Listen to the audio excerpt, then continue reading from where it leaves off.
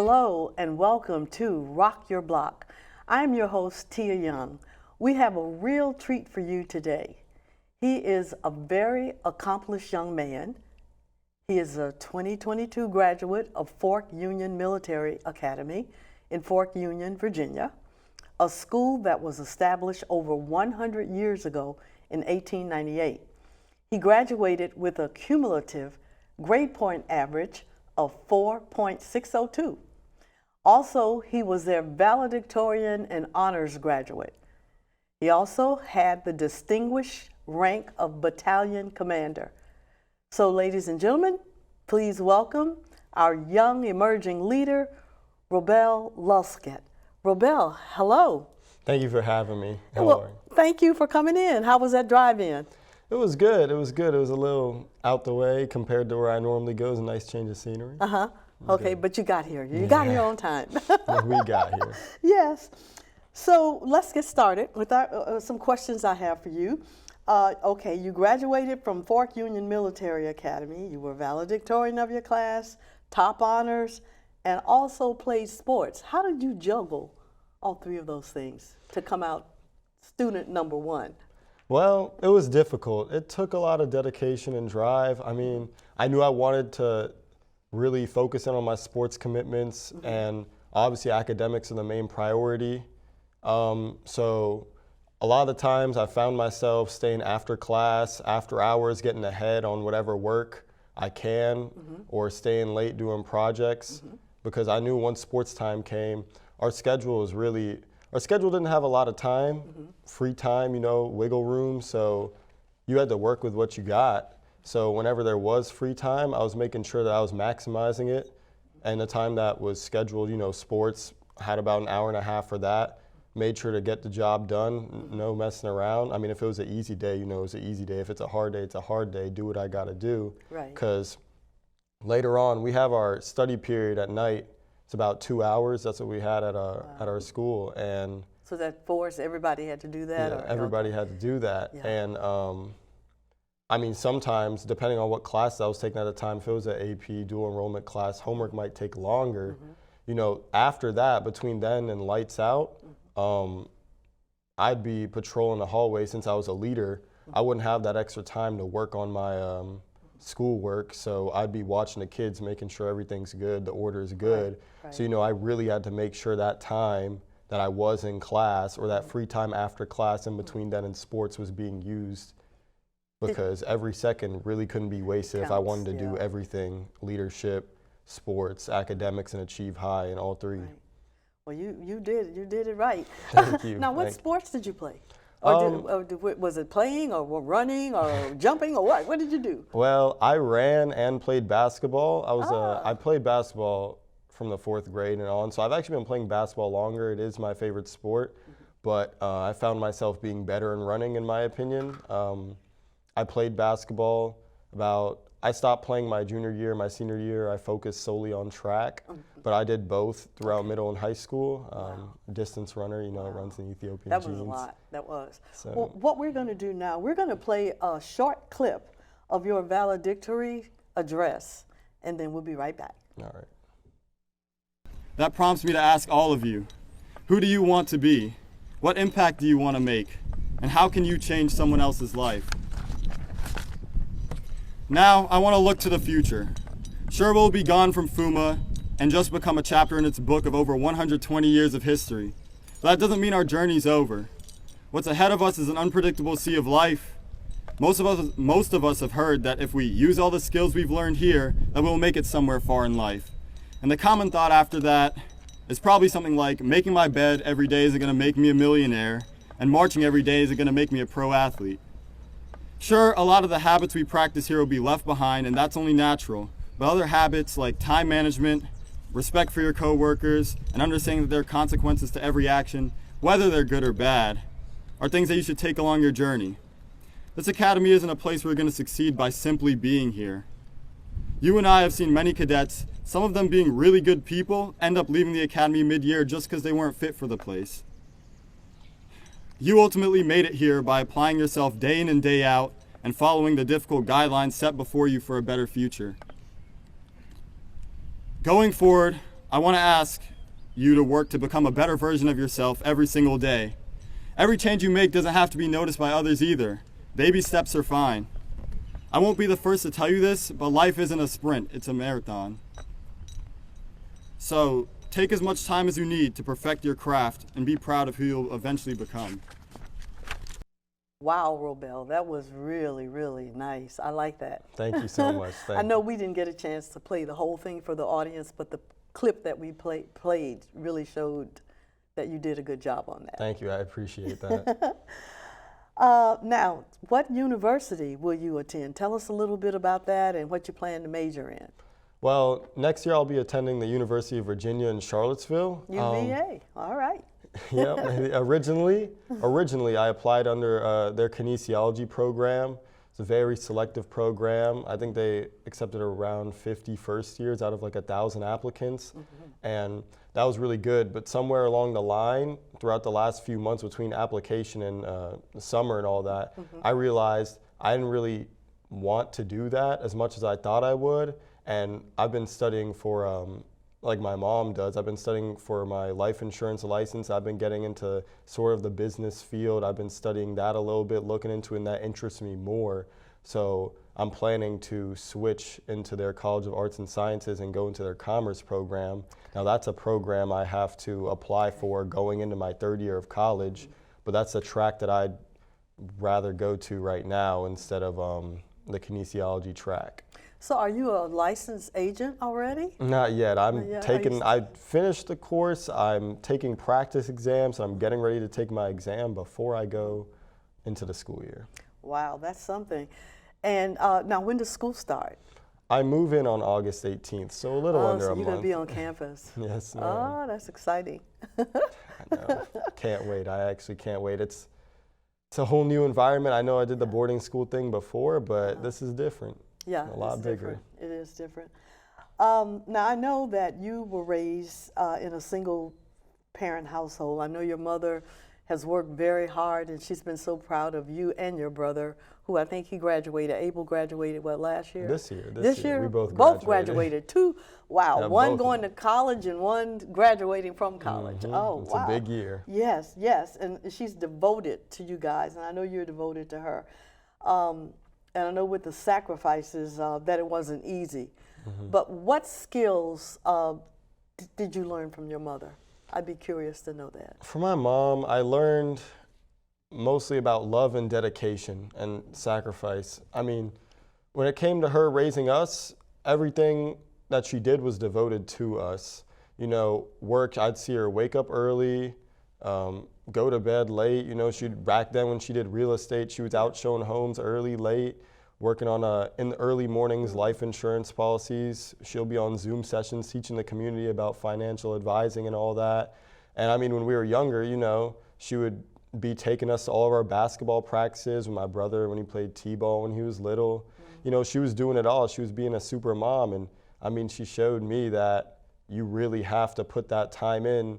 You got to sacrifice a bit of what you want to do if you want to see your own thrive. Right. What about Abel? What did you get? Anything from him? I mean, he showed me a lot. In terms of like Fork Union, when I went there, that's right, because he went there. He you know, he taught me what I needed to know before going in. He gave me a lot of pointers. It put me a step ahead. Same thing with college. He did everything first. So I'm getting the what to do, what not to do before. I mean, we're not going to live the exact same life, but having someone in my family, not very far from me in age, teaching me what to do going forward is a big help, something that he didn't have. So I'm very thankful for that. That's true. That is true. I know that as an emerging young leader, that you've already started having events and sharing things with younger adults and even kids, you know, because you can't start too early with educating. Tell us about some of the recent events that you are going to be doing. Tomorrow, actually, I'm going to be speaking at a community event in Falls Church about, you know, success. And I have these 6 disciplines, or 6, what would you call them, points that I'm going to be focusing in on to teach to younger people and, you know, trying to set themselves up and teaching them what helped me get to where I've been so far in terms of, academic success, athletic success, just life success in general. Right. And tomorrow's going to be a big stepping stone for that. Right, right. I was really impressed. I did see the flyer, and you're talking to kids as young as 7 years old.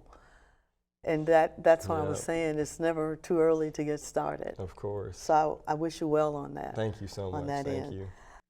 Robel, you mentioned the 6 principals that you're going to be talking to at various events that you'll be doing over the summer and in the fall.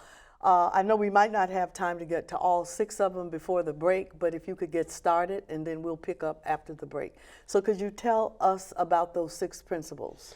Well, I don't want to spoil too much going into the event, but I guess I could talk about a few, starting off with time management. Let's say time management, a big key player in my life. Time management for me is really what makes my day, because we're all busy, especially going into college this summer for me has been very hectic. I've had a lot of plans going around, and without being able to schedule when and where, what's happening, I wouldn't be getting a lot done. I'd be very discombobulated and just confused on what to do.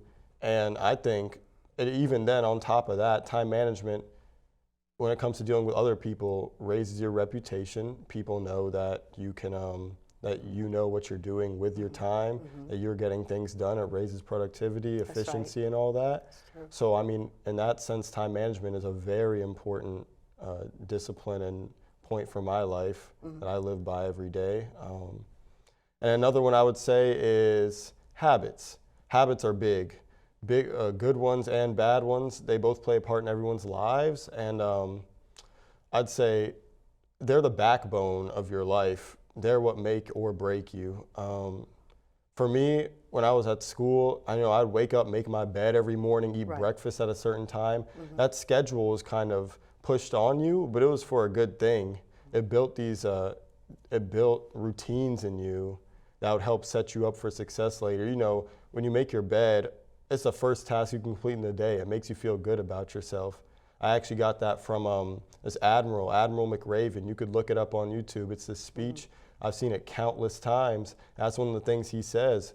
When you wake up, first thing you do is make your bed. It builds a sense of accomplishment in the day. It propels you forward to keep going. Right. That's just one of the many few habits you could talk about. Right. And people know you based on your habits, If they know, oh, this guy, he goes to the gym every day, he's a diligent worker, I like him, I want to surround myself around him, surround others around him. Or, oh no, he's always late all the time, oh, he's always in bed, this and that, he's not getting himself up and he's not doing good for himself. They're not going to look at you. They're not going to want to be around you. You want to build a positive reputation with your habits. Well, we're going to continue that discussion when we come back after the break. So don't touch that dial. We'll be right back. Teens today take on leadership roles on the court, in the classroom, and in the community. Leadership Fairfax is looking for rising high school juniors and seniors who want to take their skills to the next level.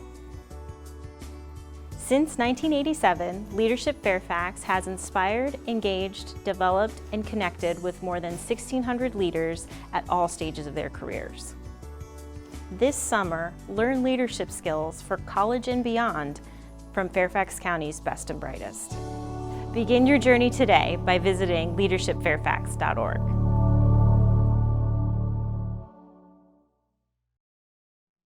Welcome back. You're watching Rock Your Block with my special guest, Robel Lulseged, an accomplished young leader for today.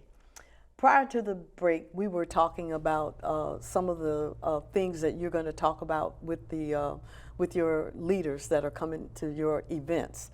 One of the things I wanted to ask you, when you speak about time management, are you using special software, or do you have just a manual calendar or something that you're writing everything down?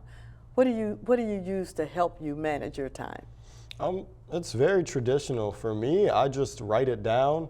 either during the school year I had a book that I did it in. During the summer I simply just use a notes app on my phone. Okay. And I have a checklist of what's going on for the week. I go week by week, what I need to do. And that's about it. I always stay on top of it. I have times and dates, priority. You know, if there's something that's more important than the other one, I'll put a star next to it. And that's just how I go about it. And that's worked well for me going so far. Okay. You talk about discipline and having good habits and taking responsibility. Can you talk a little bit about taking responsibility? So when it comes to taking responsibility, it shows that people can trust you. Because, I mean, when you're able to take responsibility for things, whether good or bad, let's just say, for example, what most people think of bad things, you know, you can take the fault. If something fell under your domain and it went wrong and you take ownership of that, people know, hey, this is somebody that I can, even though they didn't get it right this time, they're showing ownership. In the future, I can trust them instead of someone who's going to try to pin the blame on someone else, make it more confusing for whatever team they're working on to figure out who's at fault just because they're scared of how they're going to be perceived. But even in a good sense, taking responsibility, you know, like I said, it shows that you can be trusted. You know, you might take a new role on a team, like, for example, myself, when I got entrusted to being a captain of the cross-country team my junior and senior year, and I made sure all the stretches went right. I communicated with coach with what's going on the team. It raised my credibility. It showed people, hey, this guy can be trusted. That also raised my credibility around campus. You know, hey, this guy's doing great on the cross-country team. Maybe he might be well suited for this leadership role. He's leading this many people. He knows how to manage this. And it just shows, it raises your trust. It creates more outlets for other positions, possibly, when you're with the right people and they're talking about it. So in that sense, taking responsibility is really big in my life. What about at home? How does that parlay into responsibility with your family and at home? At home, I am the youngest in the house, so it's pretty nice. I mean, I still find myself taking responsibility. I think when it comes to cleaning, I'd like to say I take the most responsibility in that sense. You know, my mom's busy working. My brother is getting ready for his new life, moving after graduating college. So a lot of times when it comes, you know, dishes, sweeping around the house, whatever, that falls on me. Right. And I make sure to get it done. But when I don't get it done, you know, you lose trust. Mom might say, oh, Abel, can you do it this day? Your brother didn't do it last time. So it just shows that taking responsibility everywhere matters, even with the people that are closest to you in your own household. You need to always maintain a standard for that. Right. Yes, that makes sense. What about taking responsibility once you're in school in the fall? Because, you know, say for instance, you know that you've got a test coming up and all the guys, they want to go out, there's a party going on. I mean, how would you handle that, and how would you handle that with the fellows, so they're going to say, hey, you know, he's really something. I mean, here we want to go to a party and he's talking about he's got an exam to do. A lot of parents who have children that I'm friends with, that's one of the problems they say they're having with the kids, is that they're not taking the responsibility to study. They want to party and they're doing other things.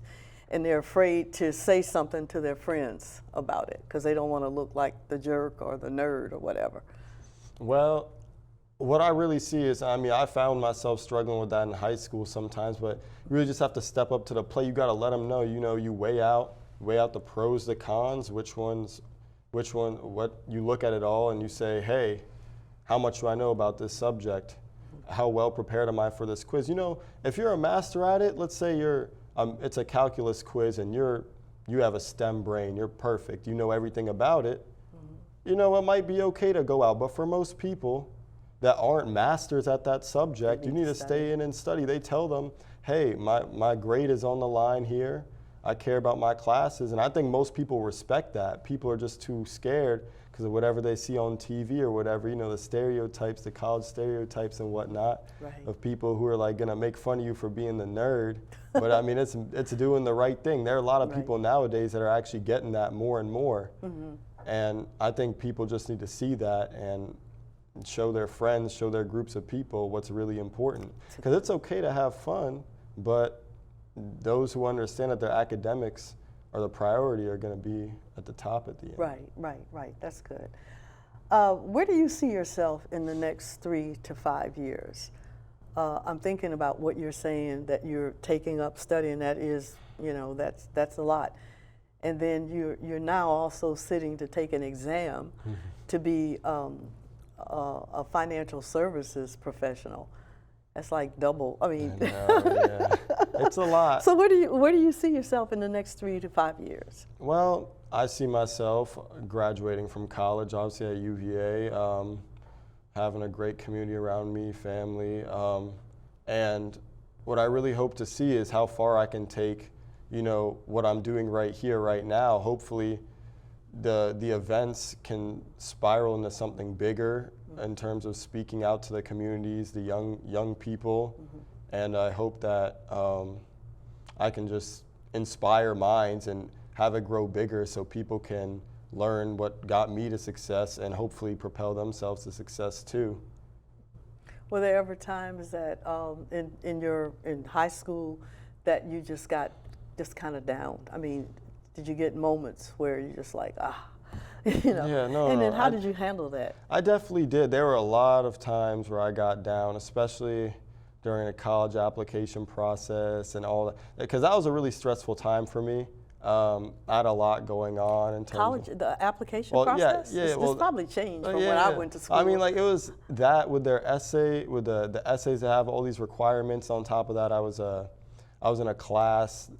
One of my classes during that time was really demanding on me, and cross country was nearing the end of the season, so it was championship time. There was just a lot going on, and I mean, I found my comfort in a lot of the teachers, counselors that I grew close bonds with. I had my friends, but I went to older people. I know a lot of people in high school, a lot of kids kind of shy away from that idea because they feel like counselors and faculty members, staff members don't really know what they're going through, but sometimes they do. Especially, I found my comfort in the younger ones, a lot of the people that are closer to my age, because they can relate more.